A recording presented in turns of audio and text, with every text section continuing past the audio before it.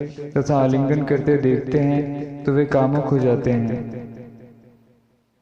जो आध्यात्मिक क्षेत्र में अपना विकास चाहते हैं उन्हें चलचित्र से पूर्णतया बचकर रहना चाहिए। उन्हें तथाकथित धर्म चित्रों में भी नहीं उपस्थित होना चाहिए। वे वास्तव में धार्मिक चित्र नहीं हैं। वह लोगों को आकर्षित करने तथा धन एकत्र करने की एक चाल है। उनमें काम करने वाले अभिनेताओं की आध्यात्मिक क्षमता ही क्या है? आध्यात्मिक व्यक्ति ही दर्शकों के मन को उन्नत करने वाली सदाचारमयी प्रभावोत्पादक कहानियां प्रस्तुत कर सकते हैं। यदि आपकी उत्तेजक चलचित्रों को देखने हेतु जाने की आदत है तो उसे समाप्त कीजिए। कहीं भी अशिष्ट विषयी दृश्य न देखिए। नग्न चित्रों को देखने में लिप्त न होइए। ये सब काम वासना की वृद्धि तथा वीर्य को क्षीण करने का कारण है। आपको इनसे दृढ़तापूर्वक दूर रहना चाहिए। उपन्यास वाचन एक अन्य बुरी आदत है। जिनकी काम वासना तथा प्रणय लीलाओं का प्रतिपादन करने वाले उपन्यासों को पढ़ने की आदत है, वे उपन्यास पढ़े बिना भी नहीं रह सकते। वे सदा अपने स्नायुओं को किसी न किसी संवेदनात्मक भावना से गुदगुदाते रहना चाहते हैं। उपन्यास वाचन मन को निम्न कामुक विचारों से भरता तथा काम वासना उद्दीपित करता है। यह शांति का महाशत्रु है। अनेक लोगों ने अल्प शुल्क के आधार पर उपन्यासों के वितरण के लिए परिचल पुस्तकालय खोल दिए हैं। उन्होंने यह जरा भी अनुभव नहीं किया कि वे देश को कितनी क्षति पहुंचा रहे हैं। यह अच्छा होगा कि वे अपनी आजीविका चलाने के लिए किसी अन्य व्यवसाय की योजना तैयार करें। वे इन रद्दी उपन्यासों को जो काम वासना उद्दीप्त करते हैं वितरित करके युवकों के मन को बिगाड़ते हैं। संपूर्ण वातावरण प्रदूषित हो जाता है। कठोर दंड देने के लिए यमलोक में उनकी प्रतीक्षा की जा रही है। उपन्यास ना पढ़ें, वे मन को दूषित करते हैं। शिकार को अपने चमकीले पाश में जकड़ने के लिए उपन्यास पाश्चात्य सभ्यता की जंजीरें हैं। जिन पत्रिकाओं से निम्न नैसर्गिक प्रवृत्ति उत्तेजित होती हो उन्हें ना पढ़ें। अश्लील गीत मन में बहुत ही बुरा प्रभाव तथा गंभीर संस्कार डालता है। साधकों को जहाँ दूषित गीत गाए जाते हों वहाँ से पलायन कर जाना चाहिए। जो बाह्य पदार्थ काम वासना को प्रोत्साहित करने वाले हों उनसे अपने मन तथा नेत्रों को दूसरी दिशा में ले जाने का यथाशक्य प्रयास करें। जिस प्रकार के अध्ययन, वार्तालाप, कल्पना तथा साहचर्य से काम वासना के उत्तेजित होने की संभावना हो उन्हें त्याग दें। उन लोगों से बातचीत ना करें जो उत्तेजक समाचार सूचित करने तथा आपके मानसिक संतुलन को विक्षुब्ध करने को उत्सुक हों। आध्यात्मिक रूप से उन्नत व्यक्तियों के साथ रहें तथा जो पुस्तकें अपरोक्ष रूप से आध्यात्मिक हो उनके अतिरिक्त अन्य सभी पुस्तकों का अध्ययन बंद कर दें। जब मन में कामुक विचार उठें तो उनसे संघर्ष ना करें। सर्वोत्तम विधि है कि उनकी उपेक्षा की जाए। यदि आप ऐसा करने में सफल ना हो तो किसी ऐसे व्यक्ति की संगति में रहें जो आध्यात्मिकता में आपसे वरिष्ठ हो, जो आध्यात्मिकता में आपसे अधिक उन्नत हो। यदि आप एकांत में जाएंगे तो मन आपका पीछा करेगा और आपको विषयी विचारों में निमग्न कर देगा। आप अपना संतुलन खो बैठेंगे। सावधान रहें, थोड़ी सी सावधानी से कामुक विचार जाते रहेंगे। विचारों पर निगरानी रखें। मन में कुविचार के प्रवेश करते ही इंद्रिय उत्थित हो जाती है। क्या यह आश्चर्य की बात नहीं है? क्योंकि यह बहुधा हुआ करता है, अतः आपको इसमें कुछ आश्चर्य या चमत्कार नहीं प्रतीत होता। आप अज्ञानवश इस महत्वपूर्ण बात की उपेक्षा करते हैं। मन एक महान विद्युत समूह बैटरी है। निसंदेह यह एक बड़ा विद्युत जन्यत्र डायनेमो है। यह विद्युत गृह है। स्नायु विद्युत वाहक को तंत्रिका वेग को विविध इंद्रियों, ऊतकों तथा अग्रांगों, हाथ पैर आदि तक पहुंचाने के लिए विद्युत रोधी तार हैं। चैत्य प्राण में कंपन होने से मन में विचार कंपन होता है। यह विचार शक्ति स्नायुओं के सहारे आश्चर्य कर त्वरित गति से इंद्रियों तक संप्रेषित होती है। भौतिक शरीर एक मांसल ढांचा है जिसे मन ने अपने अनुभव तथा उपभोग के लिए संस्कारों तथा वासनाओं के अनुरूप तैयार किया है। मन एक प्रचंड तथा विद्रोही इंद्रियों वाले अप्रशिक्षित कामुक व्यक्ति के अंगों पर नियंत्रण करता है, वह एक प्रशिक्षित उन्नत योगी या आज्ञाकारी विश्वास पात्र सेवक बन जाता है। नित्य सतर्क रहने वाले ब्रह्मचारी को अपने विचारों पर सदा बड़ी सावधानी पूर्वक दृष्टि रखनी चाहिए। उसे एक भी कुविचार को मानसिक उद्योगशाला के द्वार में कभी भी प्रवेश नहीं करने देना चाहिए। यदि उसका मन अपने ध्येय अथवा लक्ष्य पर सदा स्थिर है तो कुविचार के प्रवेश करने की कोई गुंजाइश नहीं है। यदि कूट द्वार से कोई कुविचार मन में प्रवेश कर भी जाए तो उसे अपने मन को इस विचार का रूप नहीं लेने देना चाहिए। यदि वह इसका शिकार बन गया तो विचारधारा स्थूल शरीर तक पहुंच जाएगी। इसके पश्चात इंद्रियां तथा शरीर के स्नायु तंत्र में जलन आरंभ हो जाएगी। यह गंभीर स्थिति है। कुविचारों का स्थान उसके विरोधी दिव्य विचारों को देकर उसे कलिकावस्था में ही नष्ट कर देना चाहिए। इसे स्थूल शरीर में प्रवेश करने नहीं देना चाहिए। यदि आपकी संकल्प शक्ति प्रबल है तो कुविचार को तत्काल भगाया जा सकता है।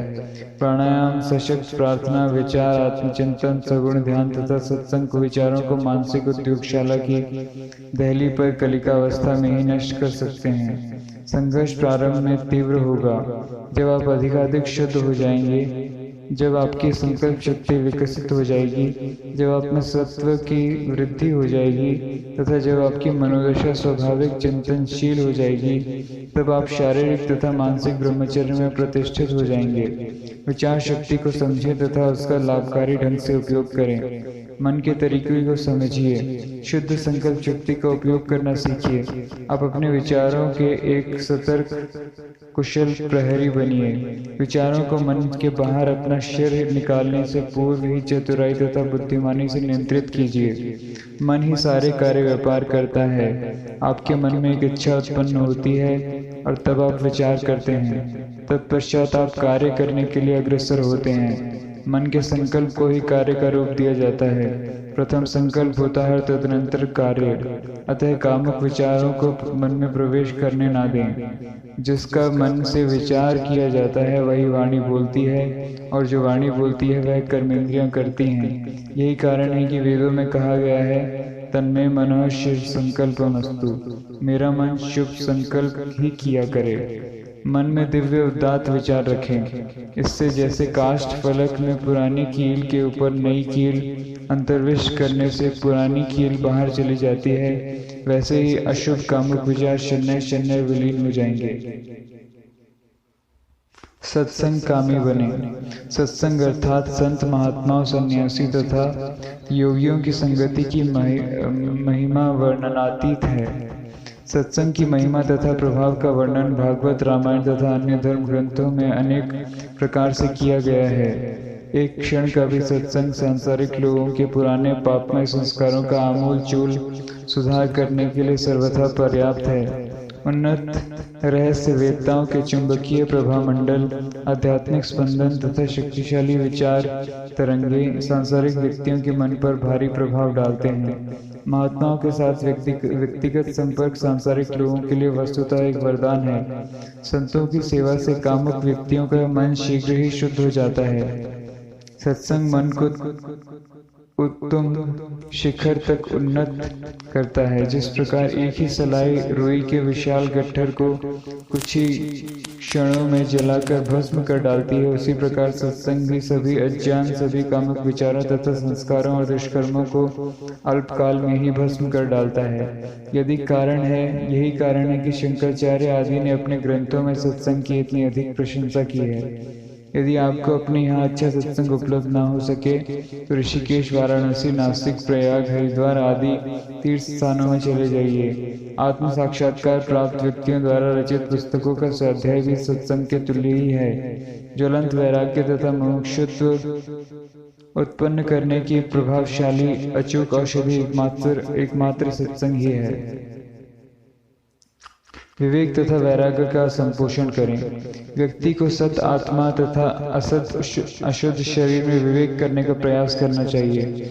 साधक को कामुक जीवन के दोषों अर्थात शक्ति की क्षति, इंद्रियों की दुर्बलता, रोग, जन्म तथा मृत्यु, राग तथा विविध प्रकार के दुखों को अपने मन को निर्दिष्ट करना चाहिए। उसे अपने शरीर को स्त्री शरीर के तत्वों अस्थि, मांस, रुधिर, मल, मूत्र, पीप तथा कफ के विषय में बारंबार स्मरण दिलाते रहना चाहिए। इन विचारों को मन में बार बार ठूंसना चाहिए। साधक को सदैव नित्य शुद्ध अमर आत्मा तथा आध्यात्मिक जीवन की महिमा अर्थात अमरत्व, शाश्वत आनंद तथा परम शांति की प्राप्ति के विषय में सोचना चाहिए। मन की स्त्री की ओर चाहे वह कितनी ही सौंदर्यवती क्यों ना हो, देखने की आदत धीरे धीरे छूट जाएगी। उसको कुविचार से देखने में मन कांप उठेगा। स्त्रियों को भी सतीत्व में प्रतिष्ठित होने के लिए उपयुक्त साधनाएं करनी चाहिए। विवेकी व्यक्ति पुरुष और स्त्री में कोई भेद नहीं देखता है। वही तत्व काम, क्रोध, लोभ तथा मोह जो पुरुष में विद्यमान है, स्त्री में भी पाए जाते हैं। प्रबल काम वासना से पीड़ित कामुक व्यक्ति ही कल्पित भेद पाता है। यह सब भेद कल्पित हैं।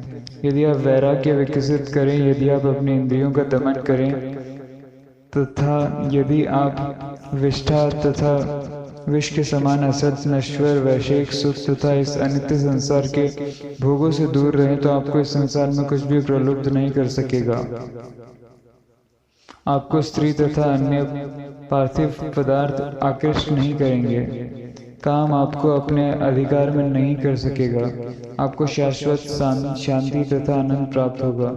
निरंतर स्मरण रखिए, मैं भगवत कृपा से दिन प्रतिदिन शुद्धतर होता जा रहा हूँ। सुख आते हैं किंतु टिके रहने के लिए नहीं। यह मर्त्य शरीर मृत्तिका मात्र है। प्रत्येक वस्तु नाशवान है। ब्रह्मचर्य ही एकमात्र उपाय है। विवेक तथा वैराग्य विकसित कीजिए। साधकों को भर्तृहरि का वैराग्य शतक तथा वैराग्य का प्रतिपादन करने वाले अन्य ग्रंथों का अध्ययन करना चाहिए। इससे मन में वैराग्य उत्पन्न होगा। मृत्यु तथा संसार के दुखों का स्मरण भी आपकी पर्याप्त मात्रा में सहायता करेगा। यहाँ पाठकों का ध्यान उन कुछ बौद्ध भिक्षुओं की ओर आकर्षित करना असंगत न होगा जो अपने साथ सदा एक नरकंकाल रखते हैं। यह उनमें वैराग्य उत्पन्न करने तथा उन्हें मानव जीवन के अस्थायी तथा विनाशशील स्वरूप का स्मरण दिलाने के लिए है। एक दार्शनिक ने एक बार अपने हाथ में एक महिला का कपाल पकड़ रखा था। उसने दार्शनिक रूप से इस प्रकार प्रस्तुत करना प्रारंभ किया। हे कपाल, कुछ समय पूर्व तुमने अपनी चमकदार त्वचा तथा गुलाबी कपोलों से मुझे लुभाया था। अब तुम्हारी वह मनोहरता कहाँ है? वे मधुमेह ओष्ठ तथा कमल नेत्र अब कहाँ हैं? उसने इस भांति तीव्र वैराग्य विकसित किया। यदि आप मानव शरीर के विभिन्न अंगों का विश्लेषण करें तथा अपने मन के नेत्रों के समक्ष अस्थि तथा मांस का चित्र रखें, तो आपको अपने शरीर अथवा किसी महिला के शरीर के प्रति रंच मात्र भी आसक्ति नहीं होगी। इस विधि का प्रयोग क्यों नहीं करते? नरकंकाल अथवा स्त्री के शव की स्मृति आपके मन में वैराग्य उत्पन्न करेगी। यह शरीर घिनौने प्रस्राव से प्रकट हुआ है तथा अशुद्धताओं से पूर्ण है। अंत में यह भस्मीभूत हो जाएगा। यदि आप इसे स्मरण रखें तो आपके मन में वैराग्योदय होगा, जिससे स्त्रियों के प्रति आकर्षण धीरे धीरे लुप्त हो जाएगा। यदि आप अपने मन के सम्मुख किसी रुग्ण स्त्री की आकृति अथवा अत्यंत वृद्ध स्त्री का चित्र रखें, तो आपके मन में वैराग्य विकसित होगा। संसार में दुखों, विषय पदार्थों के मिथ्यात्व तथा पत्नी और बच्चों के प्रति आसक्ति से उत्पन्न बंधन को स्मरण कीजिए। कोई भी विधि जो आपके लिए सर्वाधिक उपयुक्त हो प्रयोग कीजिए। बैठ जाइए तथा शांतिपूर्वक ईमानदारी से सोचिए कि भला इस स्त्री में क्या सौंदर्य है, जिसका शरीर अस्थि, मांस, स्नायु, वसा, मज्जा तथा रक्त से निर्मित है। जब वह स्त्री वृद्ध हो जाती है तब उसमें वह सौंदर्य कहाँ रहता है? 7 दिनों तक ज्वरग्रस्त रहने के पश्चात एक स्त्री के नेत्रों तथा शरीर की दशा को देखिए। उसके सौंदर्य की क्या अवस्था है? यदि वह 1 सप्ताह तक स्नान न करे तो सौंदर्य कहाँ रहा? उसमें घृणाजनक दुर्गंध होती है। उस 85 वर्षीय जराग्रस्त स्त्री को देखिए जो निस्तेज नेत्रों तथा झुर्रीदार कपोलों और चमड़े के साथ कोने में बैठी हुई है। स्त्री के अंगों का विश्लेषण कीजिए तथा उनके वास्तविक स्वरूप को पूर्ण रूप से समझिए। स्त्री का मोह सबसे बड़ा कारण है। स्त्रियां अवगुणों की ज्वालाएं हैं, वे जलती हुई अग्नि हैं जो पुरुष को शुष्क घास फूस की भांति नष्ट कर डालती हैं। वे बहुत दूर से ही जलाती हैं, अतः वे अग्नि की अपेक्षा अधिक खतरनाक हैं। सुंदर युवती विशैली मदिरा के समान है जो कामुक उन्माद उत्पन्न कर तथा विवेक को आच्छादित कर जीवन को नष्ट कर डालती है। इस संसार का उद्भव स्त्री से ही हुआ है और इसका संपोषण भी स्त्री ही करती है। भला स्त्री का त्याग किए बिना शाश्वत ब्रह्मानंद की प्राप्ति कैसे संभव है? उन सुंदरी युवतियों के शरीर को जिन्हें मूर्ख जन इतना अधिक लाड़ प्यार करते हैं, उनके प्राणोत्सर्ग के पश्चात कब्रिस्तान में ले जाते हैं, जहाँ उन्हें पशु तथा कृमि खाते हैं तथा श्रृगाल तथा चील उनके चमड़े को फाड़ डालते हैं। स्त्री का त्याग किए बिना आत्म साक्षात्कार प्राप्त करना असंभव है। स्पष्टीकरण टिप्पणी। इन पंक्तियों को पढ़कर महिलाओं को रुष्ट नहीं होना चाहिए। मैंने तो शंकराचार्य तथा दत्तात्रेय का उपदेश ही पुनः प्रस्तुत किया है। मैं केवल स्त्री तथा पुरुष दोनों ही जातियों के मन में ब्रह्मचर्य की प्रभावशीलता तथा महिमा और काम के दुष्ट प्रभावों को बैठाना चाहता हूँ। मुझमें स्त्रियों के प्रति बड़ा सम्मान तथा बड़ी श्रद्धा है। पुरुष तथा स्त्री दोनों को ही ब्रह्मचर्य का अभ्यास करना चाहिए। स्त्रियों को भी अपने मन में पुरुष के भौतिक शरीर के प्रति जुगुप्सा उत्पन्न करने तथा वैराग्य विकसित करने के लिए पुरुष के शरीर के संघटक अवयवों का एक मानसिक चित्र अपने समक्ष रखना चाहिए। मन को कामेषणा से अलग कर देने के लिए काम की निंदा मात्र ही पर्याप्त नहीं है। इस विषय को भली भांति स्मरण रखें। काम शक्तिशाली है, काम अनिष्टकर है, काम भयानक है। दुर्बल इच्छा और शक्ति वाले व्यक्ति के लिए काम अनियंत्रणीय है। व्यक्ति को माया के तरीकों से अवगत होना चाहिए जो उसे अपने जाल में अथवा पाश में फंसा लेती है। स्त्री को पुरुष की मनमोहकता से अवगत होना चाहिए जो उसे लुभाती और पुरुष का शिकार बनाती है। इसी भांति पुरुष को स्त्री की मनमोहकता से अवगत होना चाहिए जो उसे लुभाती तथा स्त्री का शिकार बनाती है। स्त्री पुरुष के लिए प्रलोभिका है तथा पुरुष स्त्री के लिए प्रलोभक है। पुरुष में स्त्री को फंसाने के लिए पर्याप्त मनमोहकता है। पुरुष के नेत्रों में स्त्री उतनी सुंदर नहीं लगती जितना कि स्त्री के नेत्रों में पुरुष सुंदर लगता है। पुरुष भी स्त्री को अपने पहनावे, अपनी मुस्कान, प्रेम के बाह्य प्रदर्शन, चितवन, हाव भाव, अलंकारिक वाणी, बालों को नाना प्रकार से संवारने तथा अन्य छल बल से फंसाने का प्रयास करता है। काम एक प्रभावकारी शक्ति है, इससे छुटकारा पाना अत्यधिक कठिन है। इसी कारण से शास्त्रों तथा संतों ने लोगों में वैराग्य और विवेक उत्पन्न करने तथा उन्हें कामक प्रवृत्तियों और आक्रामक प्रहारों से अलग कर देने के लिए स्त्रियों की निंदा की है तथा उन्हें दोषी ठहराया है।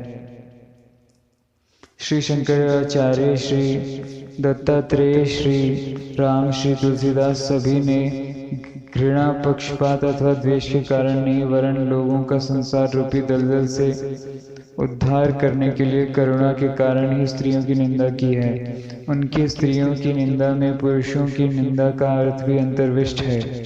उनकी निंदा का लक्ष्य सांसारिक लोगों के मन को यौन पाप से अलग करना तथा यौन सुख के प्रति जुगुप्सा और सांसारिक पदार्थों के प्रति वैराग्य उत्पन्न करना है। लोग इसका गलत अर्थ लगाते हैं। जो धर्म ग्रंथ तथा संत एक स्थान पर स्त्रियों की निंदा करते हैं, वही दूसरे स्थान पर उनकी प्रशंसा करते हैं। वे कहते हैं स्त्रियों की पूजा की जानी चाहिए, वे अर्धांगिनी हैं, वे शक्ति की अभिव्यक्ति हैं। जो नारियों को पूजते हैं वे ही समृद्धि प्राप्त करते हैं। अतः नारियों, धर्म ग्रंथों तथा संतों के मर्म को समझने का प्रयास कीजिए तथा बुद्धिमती बनिए। चरित्रहीन लोगों की संगति तथा कृत्रिम आधुनिक सभ्यता के कारण नवयुवकों के मन अशुद्ध संस्कारों तथा वासनाओं से संतृप्त हैं। स्त्री की संगति अथवा उसके संबंध में चर्चा मात्र मन को दूषित विचारों की ओर घसीट ले जाने के लिए पर्याप्त है। अतः मुझे अधिकांश जनता के मन के समक्ष यह मानसिक चित्र रखना है कि स्त्री की संगति ही तबाही ढाएगी। जब मैं यह कहता हूँ कि स्त्री चमड़े की बुरी मात्र है तो मैं स्त्री से किसी तरह घृणा नहीं करता हूँ। ऐसा मैं जुगुप्सा उत्पन्न करने तथा वैराग्य जगाने के लिए कहता हूँ। वास्तव में स्त्री की माँ शक्ति के रूप में आराधना की जानी चाहिए। वही इस विश्व की सृजन कर्त्री, जनित्री तथा संपोषिका है। उसे पूज्य मानना चाहिए। भारत में स्त्रियों के धार्मिक भाव के कारण ही धर्म परिरक्षित तथा संपोषित है। भक्ति हिंदू महिलाओं की मौलिक विशेषता है। काम से घृणा करें किंतु कामिनी से नहीं। प्रारंभ में जब तक आपको वैराग्य तथा विवेक की प्राप्ति नहीं हो जाती तब तक आपको स्त्री की संगति को विषतुल्य समझना चाहिए। जब आपको विवेक तथा वैराग्य उपलब्ध हो जाएंगे तो काम आप पर अधिकार नहीं कर सकेगा। सर्वम खल्विदम ब्रह्म, सब कुछ ब्रह्म ही है, ऐसा आप देखेंगे तथा अनुभव करेंगे। आप में आत्मदृष्टि होगी, यौन विचार लुप्त हो जाएगा। व्रत महान सहायक है। ब्रह्मचर्य व्रत आपको प्रलोभनों से निश्चित सुरक्षा प्रदान करेगा। यह काम पर आक्रमण करने के लिए एक सशक्त अस्त्र है। यदि आप ब्रह्मचर्य व्रत नहीं धारण करते तो आपका मन आपको किसी समय प्रलोभन देगा। आप में प्रलोभनों के प्रतिरोध करने का सामर्थ्य न होगा और आप उसका निश्चित अहेर बन जाएंगे। जो व्यक्ति दुर्बल तथा स्त्रैण है वही इस व्रत को ग्रहण करने से भयभीत होता है। वह अनेक बहाने बनाया करता है और कहता है, मैं व्रत के बंधन में क्यों पड़ूं? मेरा संकल्प सबल तथा शक्तिशाली है। मैं किसी भी प्रकार के प्रलोभन का प्रतिरोध कर सकता हूँ। मैं उपासना करता हूँ। मैं संकल्प शक्ति के सर्व संवर्धन का अभ्यास करता हूँ। अंत में वह पश्चाताप करता है। उसका इंद्रियों पर नियंत्रण नहीं रहता है। जिस व्यक्ति के मन के कोने में त्याज्य पदार्थ की वासना छिपी रहती है वही इस प्रकार के बहाने बनाया करता है। आप में सम्यक समझ, विवेक तथा वैराग्य होना चाहिए, तभी आपका त्याग चिरंतन तथा स्थायी होगा। यदि आपका त्याग विवेक तथा वैराग्य के परिणाम स्वरूप नहीं है तो मन त्याग की हुई वस्तु को पुनः प्राप्त करने के अवसर की प्रतीक्षा में ही रहेगा। यदि आप अदृढ़ हैं तो 1 माह का ब्रह्मचर्य व्रत लीजिए और तब उसे 3 महीने के लिए बढ़ाइए। इससे आपको कुछ मनोबल प्राप्त होगा। अब आप इस अवधि को 6 महीने तक बढ़ा सकेंगे। शन्य आप इस व्रत को 1 अथवा 2-3 वर्ष तक बढ़ाने में समर्थ हो जाएंगे। अकेले सोइए और प्रतिदिन खूब जप, कीर्तन तथा ध्यान कीजिए। अब आप काम से घृणा करने लग जाएंगे।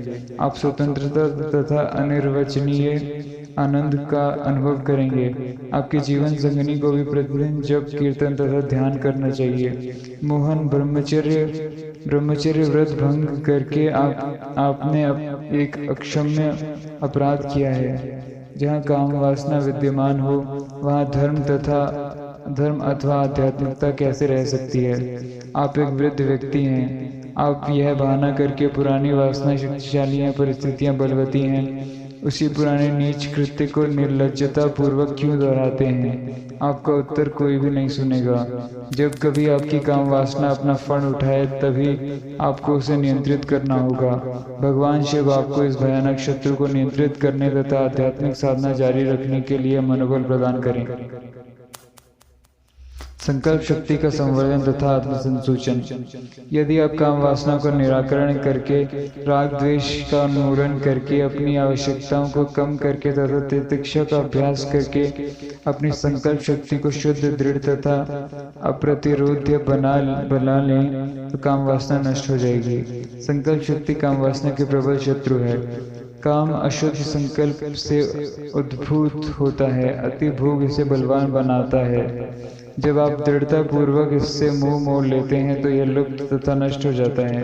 अपने ध्यान कक्ष में अकेले बैठ जाइए। अपने नेत्र बंद कर लीजिए। निम्नांकित सूत्रों को धीरे धीरे बार बार दोहराइए। मन से इन सूत्रों के अर्थ पर विचार भी कीजिए। अब अपने मन तथा बुद्धि को इन्हीं विचारों से संतृप्त कर दीजिए। आपका समग्र शरीर, मांस, रुधिर, अस्थियां, स्नायु तथा कोशिकाएं निम्नांकित विचारों से प्रभावी रूप से स्पंदित होना चाहिए। मैं परम शुद्ध हूँ, शुद्धोहम, ओम ओम ओम। मैं अलिंग आत्मा हूँ, ओम ओम ओम।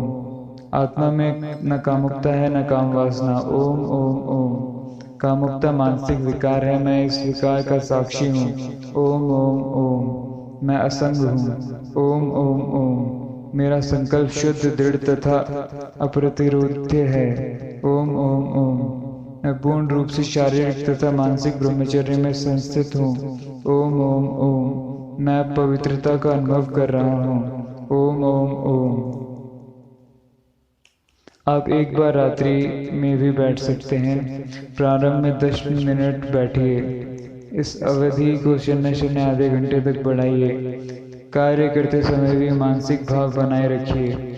किसी कागज पर बड़े अक्षरों में 6 बार लिखिए ओम पवित्रता। इस कागज को अपनी जेब में रखिए। इसे दिन में कई बार पढ़िए। अपने घर में किसी प्रमुख स्थान पर इसे चिपका दीजिए। अपने मन के सम्मुख ओम पवित्रता शब्द का चित्र स्पष्ट रूप से बनाए रखिए। ब्रह्मचारी संतों तथा उनके प्रभावशाली कार्यों को प्रतिदिन कई बार स्मरण कीजिए। पवित्र ब्रह्मचर्य जीवन के नानाविध लाभों तथा पवित्र जीवन की हानियों और बुराइयों पर विचार कीजिए। अभ्यास कभी न छोड़िए। नियमनिष्ठ तथा व्यवस्थित रहिए। आप धीरे धीरे अधिकाधिक शुद्धतर होते जाएंगे और अंत में आप एक ऊर्ध्वरेता योगी बनेंगे। धैर्यवान रहें। प्रतिदिन अनुभव करें, मैं भगवत कृपा से दिनानुदिन सर्वथा श्रेष्ठतर होता जा रहा हूँ। दिनानुदिन सर्वथा श्रेष्ठतर होता जा रहा है। यह आत्मसंसूचन है। यह एक अन्य प्रभावकारी विधि है। दृष्टिकोण परिवर्तित कीजिए। आपको अपने मन में स्त्रियों के प्रति मातृभाव, ईश्वरी भाव अथवा आत्मभाव रखना चाहिए। स्त्रियों को भी अपने मन में पुरुषों के प्रति पिता भाव अथवा ईश्वर भाव अथवा आत्मभाव रखना चाहिए। भगिनी बहन भाव रखना पर्याप्त नहीं होगा। उसमें आप असफल हो सकते हैं। पुरुष का नारी के प्रति भगिनी भाव तथा स्त्री का पुरुष के प्रति भ्रातृभाव रखना यौनाकर्षण तथा दूषित विचारों के उन्मूलन में अधिक सहायक नहीं होंगे। भगिनी भाव ने अनेक लोगों को प्रवंचित तथा भ्रमित किया है। शुद्ध प्रेम किसी भी क्षण जब व्यक्ति असावधान तथा प्रमादी रहता है, काम वासना से विकृत हो जाएगा। नाग भाव ही साधक की अत्यधिक मात्रा में सहायता कर सकता है। नाग भाव के पश्चात ही पुरुष में मातृभाव तथा स्त्री में पितृभाव आता है। वह अंत में दोनों में आत्मभाव आता है। तब अंत में दोनों में आत्मभाव आता है। संघर्ष रत सच्चे साधक ही न कि शुष्क दार्शनिक इसका भली भांति अनुभव कर सकते हैं। भाव का संवर्धन बहुत ही दुस्साध्य है। सभी स्त्रियां आपकी माताएं तथा बहनें हैं। इस भाव को विकसित करने में आप 100 बार असफल हो सकते हैं। कोई बात नहीं है। अपनी साधना में अध्यवसाय पूर्वक लगे रहें। अंततः आपकी सफलता अवश्यंभावी है। आपको पुराने मन को नष्ट करके नए मन का निर्माण करना होगा। यदि आप अमरत्व तथा शाश्वत आनंद प्राप्त करना चाहते हैं तो आपको इसे करना ही होगा। यदि आप में अपने संकल्प के प्रति जोश तथा लौह निश्चय है तो आप अवश्यमेव सफल होंगे। सतत अभ्यास से भाव धीरे धीरे प्रकट होंगे। आप शीघ्र ही उस भाव में प्रतिष्ठित हो जाएंगे। अब आप सुरक्षित हैं। पुरुष अथवा स्त्री को आत्मविश्लेषण तथा आत्म परीक्षण का अभ्यास करना चाहिए। उन्हें काम के क्रियाशील होने तथा व्यवहार करने के ढंग, काम वासना को उद्दीप्त करने वाले पदार्थों तथा अनुभवों तथा एक जाति की व्यक्ति का अपनी प्रतिजाति के व्यक्ति का शिकार होने की रीति की सम्यक जानकारी होनी चाहिए। तभी काम का नियंत्रण संभव है।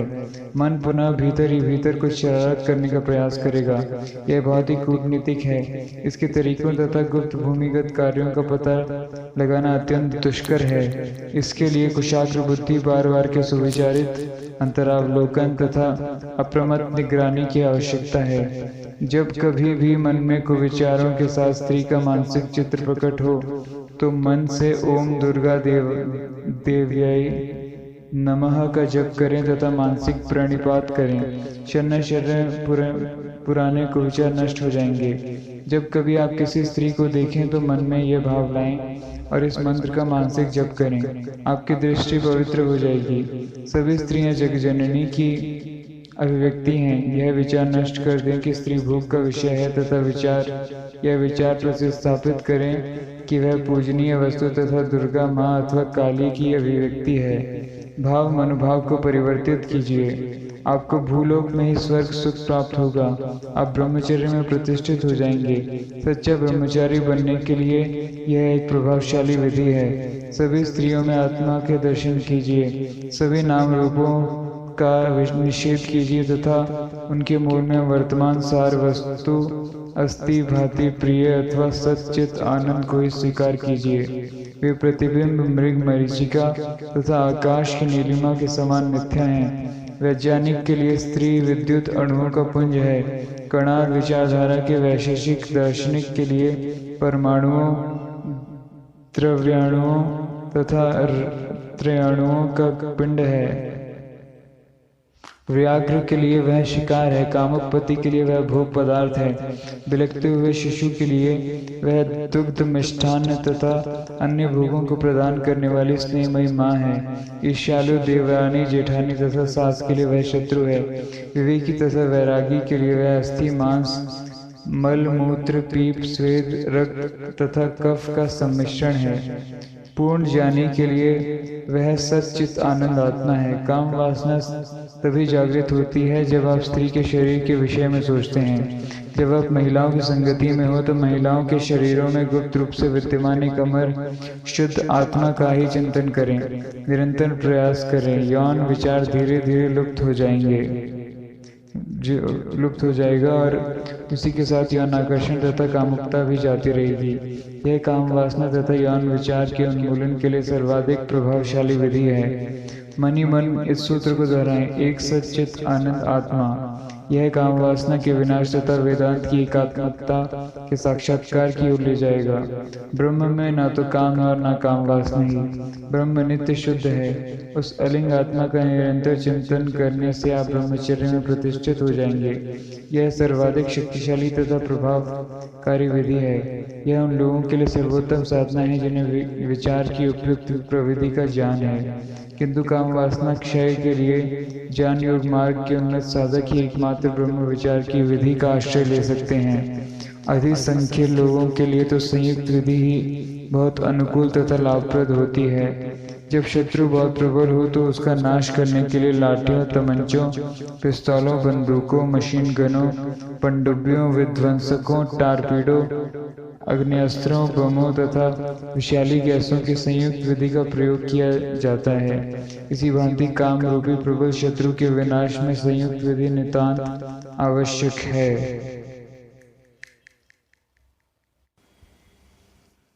हठ योग द्वारा बचाव। कुछ विशिष्ट योगासनों तथा प्राणायाम का नियमित अभ्यास व्यक्ति की उसके कामावेग के निग्रह के प्रयास में पर्याप्त सहायता करेगा। आपके ऊर्ध्वरेता बनने में शीर्षासन तथा सर्वांगासन आपकी बहुत सहायता करेंगे। इन्हें विपरीत करणी मुद्रा भी कहते हैं। प्राचीन काल में घेरंड, मत्स्येंद्र तथा गौरक्ष जैसे हमारे ऋषियों ने हमें ऊर्ध्वरेता बनाने के लिए इनकी विशेष रूप से अभिकल्पना की थी। प्राणायाम के द्वारा मन शनय शनय स्थूल से सूक्ष्म की ओर अग्रसर होता है, अतः यह कामोत्तेजना पर श्रेयस्कर रोक रखता है। जब कभी कोई कुविचार आपके मन को क्षुब्ध करे तो आप तत्काल पद्मासन अथवा सिद्धासन करना आरंभ कर दें तथा प्राणायाम का अभ्यास करें। कुविचार तुरंत आपका पीछा छोड़ देगा। सिद्धासन। योगियों ने ब्रह्मचर्य के अभ्यास के लिए इस आसन की अत्यधिक प्रशंसा की है। यह व्यक्ति को उसकी काम वासना पर नियंत्रण करने, नैश प्रसावों की रोकथाम करने तथा उसके ऊर्ध्वरेता योगी बनने में सहायता प्रदान करता है। यह आसन जप तथा ध्यान काल में बैठने के लिए उपयोगी है। बाएं पैर की एड़ी को गुदा स्थान पर तथा दाहिने पैर की एड़ी को जननेंद्रिय के मूल भाग पर अथवा उसके किंचित ऊपर रखिए। धड़, ग्रीवा तथा सिर को सीधा रखिए। हाथों को दाहिने पैर की एड़ी पर रखिए। आरंभ में आधे घंटे तक बैठिए और तब इस अवधि को शनय शनय 3 घंटे तक बढ़ाइए। एक आसन में 3 घंटे तक बैठना ही आसन जय कहलाता है। शीर्षासन। यह सब आसनों का राजा है। इस आसन से प्राप्त होने वाले लाभ अगण्य तथा अनिर्वचनीय हैं। इस आसन की अभिकल्पना नैश प्रस्रावों को रोकने तथा वीर्य की उच्च शक्ति के रूप में मस्तिष्क की ओर प्रवाहित होने में सहायता करने के लिए विशेष रूप से की गई है। तय किया हुआ एक कंबल भूमि पर बिछा दीजिए। दोनों हाथों की उंगलियों को एक दूसरे में डालकर ताला सा बना लीजिए और उसे कंबल पर रखिए। अब अपने सिर के ऊपरस्थ भाग को अपने हाथों के बीच में रखिए। पैरों को बिना झटके के धीरे धीरे इतना ऊपर उठाइए कि वे एकदम सीधे हो जाएं। अपने अभ्यास के प्रारंभ में अब आप दीवार का सहारा लें अथवा अपने मित्रों में से किसी को अपनी टांगें पकड़ने के लिए कहें। यथोचित अभ्यास के पश्चात आप संतुलन बनाए रख सकेंगे। जब आसन कर चुकें तो पैरों को बहुत ही धीरे धीरे नीचे लाएं। शीर्षासन करने के समय केवल नासिका के द्वारा ही श्वास लें। अनियमित रूप से कुंभक, रेचक तथा पूरक करने से आपके आसन में अस्थिरता आएगी। इस आसन का अभ्यास उस समय करें जब आपका पेट खाली अथवा हल्का हो। इस आसन के नियमित अभ्यास से आमाशय, आंत्र, फुफ्फुस, हृदय, वृक्क, जनन, मूत्र तंत्र, कान तथा नेत्र के अनेक चिरकालिक असाध्य रोग ठीक हो जाते हैं। आसन करते समय आपके पैर इधर उधर हिलते हों तो थोड़े समय तक अपने श्वास को रोके रखिए। इससे पैर स्थिर हो जाएंगे।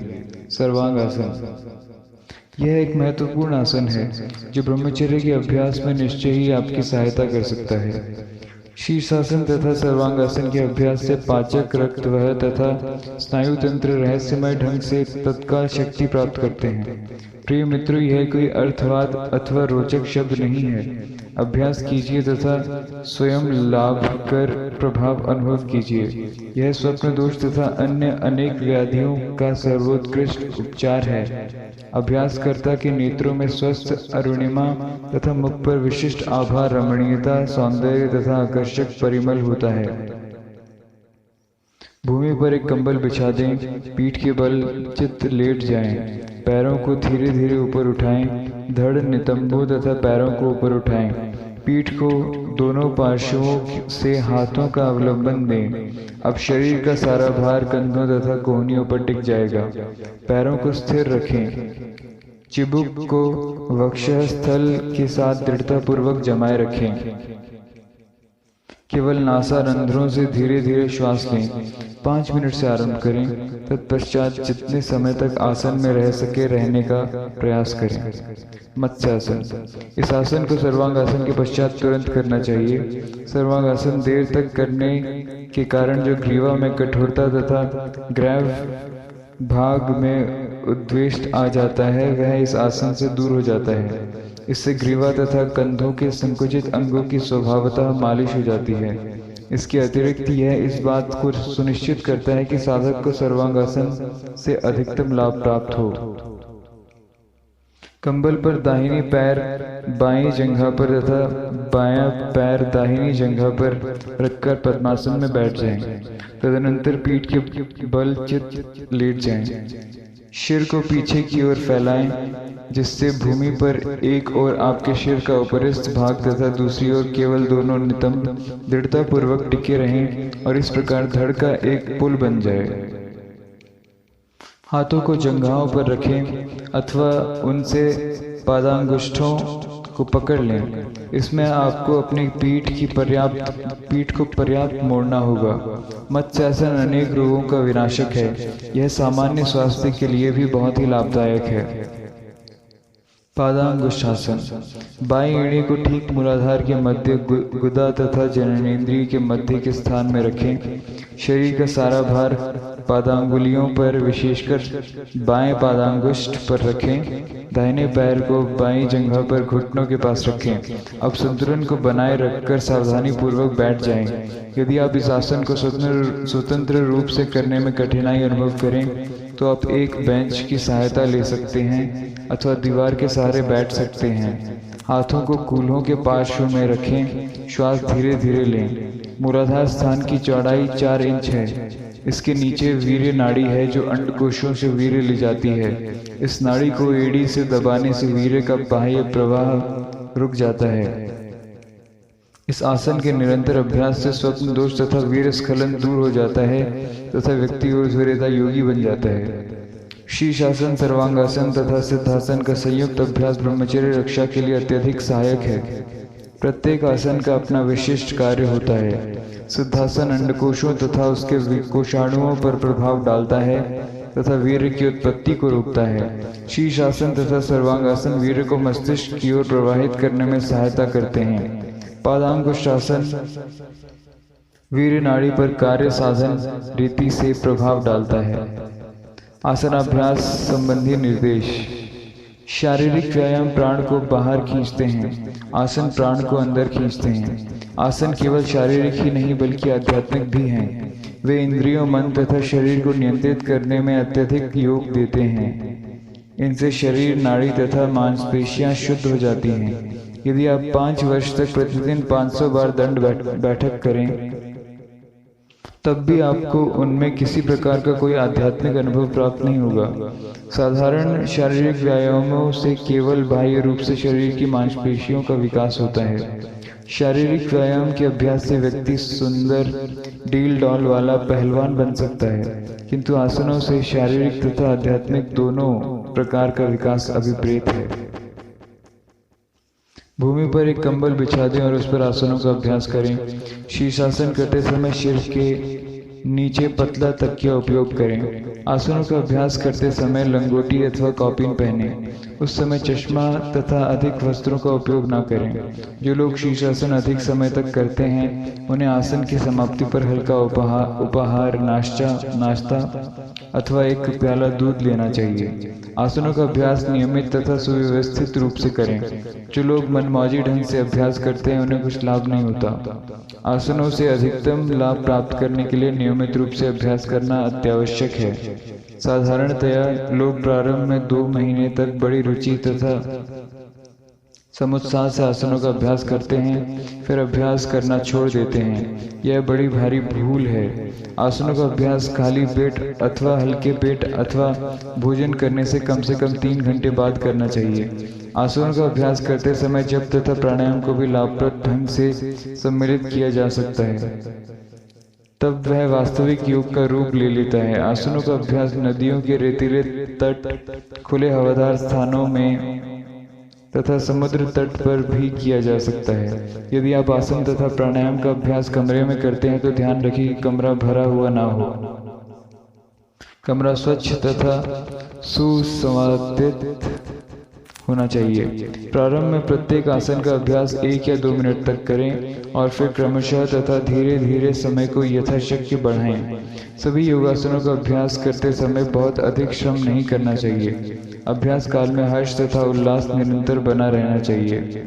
यहाँ मैंने आपको कुछ विशिष्ट आसनों के संबंध में निर्देश दिए हैं जो ब्रह्मचर्य पालन में परम उपयोगी हैं। लगभग 90 आसनों के संबंध में विस्तृत निर्देश के लिए मेरी योगासन नामक पुस्तक का अवलोकन करें। मूलबंध। बाएं पैर की एड़ी से योनि स्थान, गुदा तथा जननेंद्रिय के मध्य का भाग को दबाएं। गुदा को सिकोड़ें। दाहिने पैर की एड़ी को जननेंद्रिय के मूल में रखें। यह मूलबंध है। अपान वायु जो मल को बाहर निकालने का कार्य करती है स्वभावतः नीचे की ओर जाती है। मूलबंध के अभ्यास से गुदा को सिकोड़ने और अपान वायु को बलपूर्वक ऊपर की ओर खींचने से वह ऊपर की ओर संचरित होने लगती है। मूलबंध ब्रह्मचर्य पालन में अत्यधिक उपयोगी है।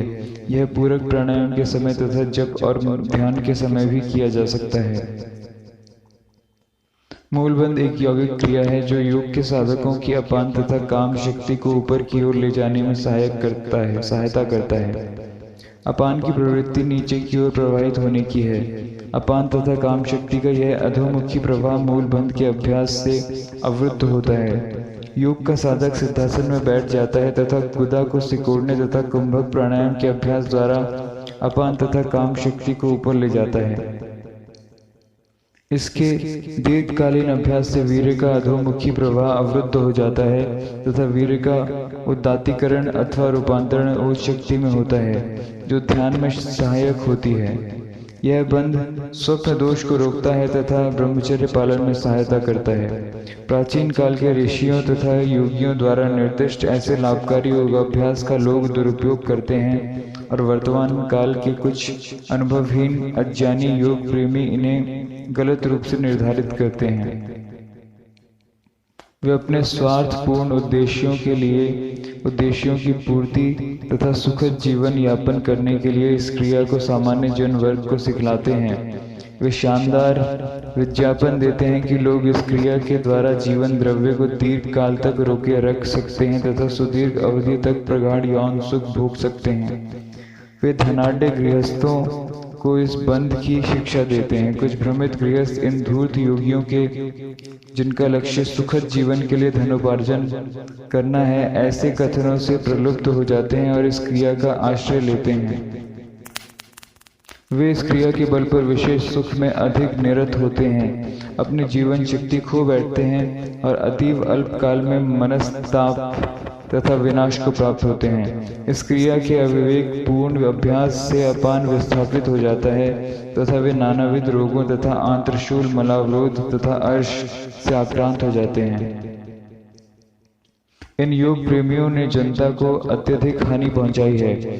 इन भ्रमित आत्माओं ने प्राचीन काल के ऋषियों तथा योगियों की इस लाभकारी क्रिया को ब्रह्मचर्य की प्राप्ति तथा ब्रह्मचर्य के रूप में प्राणायाम में सफलता के लिए निर्दिष्ट करने के स्थान में गृहस्थों को अधिक कामुक बनने तथा अधिक विषय निरत होने के लिए उत्तेजित किया है। उन्होंने योग शास्त्र तथा योगियों को कलंकित किया है। वे तर्क प्रस्तुत करते हैं, हमें आधुनिक समय के अनुसार चलना है। लोग इसे चाहते हैं, वे ऐसी क्रियाओं को पसंद करते हैं, वे लाभान्वित होते हैं। इस क्रिया के अभ्यास से वे अधिक सुखी हैं। यह निश्चय ही अद्भुत दर्शन है। यह भोगवादियों तथा चारवाकों का दर्शन है। यह विरोचन का दर्शन है। यह वैश्विक जीवन का दर्शन है। हे अज्ञानी मानव, अपने नेत्र खोलो, अज्ञान की गहन निद्रा से जाग जाओ। इन धूर्त योगियों अथवा नकली गुरुओं की मधुर वाणी तथा अशोभनीय प्रदर्शनों से प्रभावित न हो। आप बर्बाद हो जाओगे। ऐसे व्यवहार त्याग दें, जीवन द्रव्य को बचाए रखें, इसे जप, कीर्तन, प्राणायाम तथा विचार के द्वारा ओजस में रूपांतरित करें। पवित्र जीवन यापन करें। जीवन उच्चतर उद्देश्यों के लिए है। जीवन आत्म साक्षात्कार के लिए है। हे योग प्रेमियों, लोगों को न बहकाएं। आप अपने को प्राचीन काल के पूज्य ऋषियों के महान अनुयायी अथवा शिष्य कहें। इन क्रियाओं को नीच उद्देश्यों के लिए निर्दिष्ट ना करें। उदात्त तथा उदार चेता रहें। उच्च लक्ष्य रखें। सच्चे योगी बने। यदि आप योग ज्ञान का इस रीति से प्रचार प्रसार करेंगे तो समझदार तथा सुसंस्कृत व्यक्ति आप पर हंसेंगे। उन्हें ब्रह्मचर्य पालन के तरीके का ज्ञान प्रदान करें। उन्हें सच्चा योगी बनाएं। लोग आपको पूज्य मानेंगे तथा आपकी कदर करेंगे। जालंधर बंद। कंठ को सिकोड़ें, ठुड्डी को दृढ़ता पूर्वक सीने से दबाएं। यह बंध पूरक के अंत में तथा कुंभक के आरंभ में किया जाता है। इसके पश्चात उड्डयन बंध की बारी आती है। ये तीनों ही बंध एक ही अभ्यास के मानो 3 चरण हैं। उड्डयन बंद। बल पूर्वक जोर से श्वास को बाहर निकालकर फेफड़ों को खाली कर लें। फिर आंतों और नाभि को सिकोड़ लें और उन्हें बल पूर्वक पीठ की ओर अंदर खींचें, जिससे उधर ऊपर उठकर शरीर के पीछे की ओर वक्षीय गुहा में चला जाए। यह बंद खड़े हुए अवस्था में भी किया जा सकता है। इस अवस्था में धड़ को थोड़ा आगे की ओर झुकाएं। हाथों को जंघाओं पर रखें तथा टांगों को थोड़ा दूर दूर रखें। इन तीनों बंधों का अच्छा संयोजन है। नौली क्रिया का विवरण उड्डयन बंध के आगामी चरण के रूप में दिया जा सकता है। नौली क्रिया। उड्डयन बंध बैठे बैठे भी किया जा सकता है, परंतु नौली सामान्यतया खड़े होकर की जाती है। दाहिने पैर को बाएं पैर से 1 फुट की दूरी पर रखें तथा दोनों हाथों को दोनों जंघाओं पर टेक दें। इस भांति पीठ को थोड़ा मोड़ दें। तत्पश्चात उड्डयन बंद करें। अब पेट का बायां तथा दाहिना भाग चिपकाए रखें और मध्य भाग को ढीला कर दें। इस समय सभी मांसपेशियां सीधी तथा पेट के बीच में खड़ी होंगी। इस तरह जब तक सुविधा पूर्वक हो सके रहें। कुछ दिनों तक केवल इतना ही अभ्यास करें। कुछ अभ्यास के अनंतर पेट के दाहिने भाग को संकुचित करके बाएं भाग को ढीला कर दें। उस समय वहां की सारी मांसपेशियां केवल बाईं ओर एकत्र हो जाएंगी। फिर बाएं भाग को संकुचित करके दाहिने भाग को ढीला कर दें। इस प्रकार के क्रमिक अभ्यास से आपको पेट के मध्य की बाईं और दाहिनी ओर की मांसपेशियों को संकुचित करने की रीति मालूम हो जाएगी। अब नौली क्रिया का अंतिम चरण आता है। मांसपेशियों को मध्य में लाएं, फिर उन्हें धीरे धीरे दाहिनी ओर लाएं और फिर बाईं ओर ले जाएं, जिससे एक तरह का चक्राकार सा बनता रहे। इसी प्रकार दाहिनी से बाईं ओर कई बार करें और फिर उलटकर बाईं से दाहिनी ओर ले जाएं। मांसपेशियों को सदैव धीरे धीरे चक्राधार घुमाएं। यदि आप इस क्रिया को क्रमशः तथा धीरे धीरे नहीं करेंगे तो आपको इससे पूर्ण लाभ नहीं प्राप्त होगा। नौसिखियों को प्रथम के 2-3 प्रयासों में पेट में थोड़ी पीड़ा अनुभव होगी, परंतु उन्हें भयभीत नहीं होना चाहिए। 2-3 दिनों के नियमित अभ्यास के पश्चात पीड़ा दूर हो जाएगी। महामुद्रा। भूमि पर बैठ जाएं। बाएं पैर की एड़ी से गुदा को दबाएं। दाहिने पैर को आगे की ओर सीधा फैला दें। दोनों हाथों से दाहिने पैर के अंगूठे को पकड़ लें। श्वास लेकर उसे रोकें। ठुड्डी को सीने पर दृढ़ता से दबाएं। दृष्टि को त्रिकुटी पर अर्थात भ्रूमध्य में जमाएं। जितनी देर हो सके इस मुद्रा में रहें। इसी प्रकार आप दूसरे पैर से अभ्यास करें। योग मुद्रा। पद्मासन में बैठ जाएं। हथेलियों को एड़ियों पर रख लें। धीरे धीरे श्वास बाहर निकालें तथा आगे की ओर झुकें और अपने मस्तक से भूमि को स्पर्श करें। यदि आप इस मुद्रा को देर तक टिकाए रखते हैं तो सामान्य रूप से श्वास लें और निकाल सकते हैं, किंतु यदि आप अल्पकाल तक ही मुद्रा में रहें तो अपना सिर ऊपर उठाने तथा अपनी पूर्वावस्था में आने तक श्वास को रोके रखें और उठने पर श्वास लें। हाथों को एड़ियों पर न रखकर उन्हें पीठ की ओर ले जाकर अपने दाहिने हाथ से बाएं कलाई पकड़ सकते हैं। यह मुद्रा ब्रह्मचर्य की रक्षा में लाभदायी है। यह उदर की मेदोवृद्धि को कम करता तथा आमाशय और आंतों के सारे रोगों को दूर करता है। कोष्ठबद्धता दूर होती है। जठराग्नि प्रदीप्त होती है। क्षुधा तथा पाचन शक्ति में सुधार होता है। यदि आप इस मुद्रा को लगातार देर तक टिकाए नहीं रख सकते तो इस प्रक्रम को कई बार दोहराएं।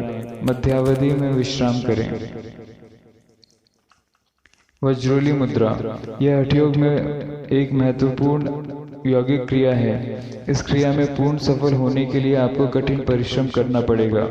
इस क्रिया में बहुत कम व्यक्ति दक्ष होते हैं। योग के विद्यार्थी विशेष प्रकार से बनवाई हुई चांदी की एक नाल शलाका कैथेटर को मूत्र मार्ग में 12 इंच अंदर प्रवेश कराकर इसके द्वारा पहले जल खींचते हैं। पर्याप्त अभ्यास के पश्चात वे दूध, तेल, मधु इत्यादि खींचते हैं। वे अंत में पारा खींचते हैं। कुछ समय बाद वे बिना चांदी की नाल शलाका के सहारे सीधे मूत्र मार्ग द्वारा इन तरल पदार्थों को खींच लेते हैं। ब्रह्मचर्य का पूर्ण पालन करने के लिए यह क्रिया अत्युपयोगी है। प्रथम दिन मूत्र मार्ग में नाल शलाका 1 इंच, दूसरे दिन 2 इंच, तीसरे दिन 3 इंच ही प्रवेश कराएं। इसी प्रकार बढ़ाते जाएं जब तक 12 इंच नाल शलाका भीतर प्रविष्ट न हो जाए तब तक धीरे धीरे अभ्यास करते रहें। मार्ग साफ तथा प्रवाही बन जाता है। राजा भर्तृहरि इस क्रिया को बहुत दक्षता से कर लेते थे। इस मुद्रा को करने वाले योगी का एक बूंद वीर्य बाहर नहीं निकल सकता, और यदि निकल भी जाए तो वह इस मुद्रा के द्वारा उसे वापस अंदर खींच सकता है। जो योगी अपने वीर्य को ऊपर खींचकर सुरक्षित रख सकता है वह मृत्यु पर भी विजय पा लेता है। उसके शरीर से सुगंध निकलती है। वाराणसी के त्रिलिंग स्वामी ने इस क्रिया में सिद्धि प्राप्त कर ली थी। लोनावाला के स्वामी कुवलयानंद जी इस मुद्रा का प्रशिक्षण दिया करते थे। मूल बंद, उड्डयन बंद, महामुद्रा, आसन तथा प्राणायाम के अभ्यास से व्यक्ति सहज ही वज्रोली को समझ सकता है और इसके अभ्यास में सफलता प्राप्त कर सकता है। यह क्रिया केवल गुरु की उपस्थिति तथा मार्गदर्शन में की जानी चाहिए। वज्रोली मुद्रा के अभ्यास का उद्देश्य ब्रह्मचर्य में पूर्णतः प्रतिष्ठित होना है। जब साधक इस मुद्रा का अभ्यास करते हैं तो अपने मन को अनजाने में काम केंद्रों की ओर मोड़ते हैं। फलतः वह किसी प्रकार की सफलता प्राप्त करने में असफल होते हैं। जब आप इस मुद्रा के विवरण का अवलोकन करेंगे तो आप स्पष्ट रूप से समझ जाएंगे कि कठोर ब्रह्मचर्य नितांत आवश्यक है। इसके अभ्यास के लिए किसी स्त्री अथवा मैथुन की किंचित भी आवश्यकता नहीं है, क्योंकि गृहस्थों की अपनी पत्नियां होती हैं और क्योंकि वे वज्रोली मुद्रा को संतति निग्रह का एक साधन समझते हैं, अतः इस मुद्रा के अभ्यास की उनमें तीव्र आकांक्षा होती है। यह केवल मूर्खता तथा भ्रांति है। उन्होंने इस महत्वपूर्ण क्रिया की प्रविधि तथा उद्देश्य को नहीं समझा है। वज्रोली मुद्रा सीखने में आपका उद्देश्य शुद्ध होना चाहिए। पूर्ण ब्रह्मचर्य के द्वारा आत्म साक्षात्कार प्राप्त करना ही आपका एकमात्र विचार होना चाहिए। काम शक्ति का उदात्तीकरण करें। इस योग क्रिया के द्वारा प्राप्त शक्ति का आपको दुरुपयोग नहीं करना चाहिए। अपने उद्देश्य का पूर्ण रूप से विश्लेषण तथा समीक्षा करें। योग मार्ग में अनेक प्रलोभन तथा संकट हैं। प्रिय वत्स प्रेम, सावधान रहें। मैं बार बार आपको सचेत करता हूँ। सुखपूर्वक प्राणायाम। अपने ध्यान कक्ष में खाली अथवा हल्के पेट से पद्मासन अथवा सिद्धासन में बैठ जाएं। अपने नेत्र बंद कर लें। दाएं नासिका रंध्र को दाहिने हाथ के अंगूठे से बंद कर लें तथा बाएं नासिका रंध्र से श्वास अंदर खींचें।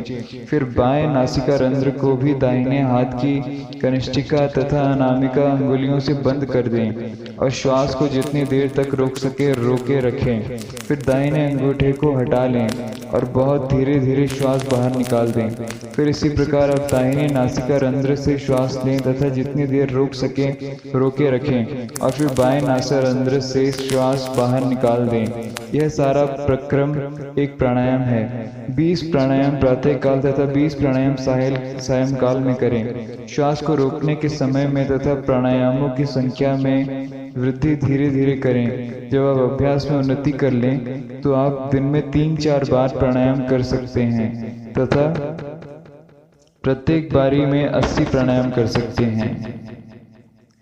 भस्त्रिका प्राणायाम। पद्मासन में बैठ जाएं, शरीर को सीधा रखें, मुंह बंद कर लें। अब लोहार की भांति पाथी के समान 20 बार तीव्र गति से श्वास प्रश्वास लें।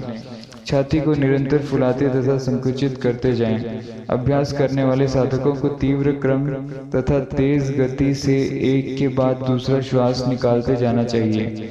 जब एक चक्र के लिए आवश्यक संख्या तथा 20 पूरी हो जाए तो अंतिम प्रश्वास के बाद एक यथासंभव गहरा श्वास लें तथा उसे जब तक सुविधा पूर्वक रोक सके रोकें और फिर बहुत ही धीरे धीरे श्वास छोड़ें। यह भस्त्रिका का एक चक्र है। थोड़ा विश्राम लें और फिर दूसरा चक्र आरंभ कर दें। 3 चक्र प्रातः तथा 3 चक्र सायंकाल को करें। यह बहुत ही प्रभावशाली अभ्यास है तथा ब्रह्मचारियों के लिए उपयोगी है। इसे आप खड़े होकर भी कर सकते हैं। प्राणायाम संबंधी निर्देश। प्राणायाम के तुरंत बाद स्नान न करें, आधा घंटा तक विश्राम कर लें। ग्रीष्म काल में केवल एक ही बार प्रातः काल अभ्यास करें। यदि मस्तिष्क अथवा सिर में गर्मी प्रतीत हो तो स्नान से पूर्व शीतलकारी तेल अथवा मक्खन मलें। श्वासोच्छ्वास बहुत धीरे धीरे लें। श्वास लेते समय कोई शब्द मत करें। भस्त्रिका में जोर से शब्द ना करें, केवल नासिका द्वारा ही श्वास लें। नए सीखने वाले साधकों को कुछ दिनों तक बिना कुंभक के ही पूरक तथा रेचक करने चाहिए। आप पूरक, कुंभक तथा रेचक का इस प्रकार समायोजन करें कि प्राणायाम की किसी भी स्थिति में दम घुटने जैसी अथवा कष्ट की अनुभूति ना हो। प्रश्वास रेचक की अवधि अनावश्यक रूप से नहीं बढ़ानी चाहिए। यदि आप रेचक का समय बढ़ाएंगे तो उसके बाद की श्वास शीघ्रता से लेनी होगी और प्रवाह टूट जाएगा। शून्य शून्य कुंभक की अवधि को बढ़ाते जाएं। प्रथम सप्ताह में 4 सेकंड तक, द्वितीय सप्ताह में 8 सेकंड तक तथा तृतीय सप्ताह में 12 सेकंड तक कुंभक करें। जब तक आप श्वास यथेच समय तक न रोक सकें तब तक इसी प्रकार बढ़ाते जाएं। प्राणायाम करते समय ओम, गायत्री अथवा किसी अन्य मंत्र का मानसिक जप करें। ऐसा भाव रखें कि अंदर श्वास लेते समय दया, क्षमा, प्रेम इत्यादि सभी दैवी संपत्तियां आप में प्रवेश कर रही हैं और प्रश्वास के साथ काम, क्रोध, लोभ, द्वेष इत्यादि समस्त आसुरी गुण निष्कासित हो रहे हैं। श्वास लेते समय यह भी अनुभव करें कि आपको दिव्य स्रोत विश्व प्राण से शक्ति प्राप्त हो रही है तथा आपाद मस्तक आपका सारा शरीर नवीन शक्ति से निमज्जित हो रहा है। जब शरीर अधिक रोगी हो तो अभ्यास बंद कर दें।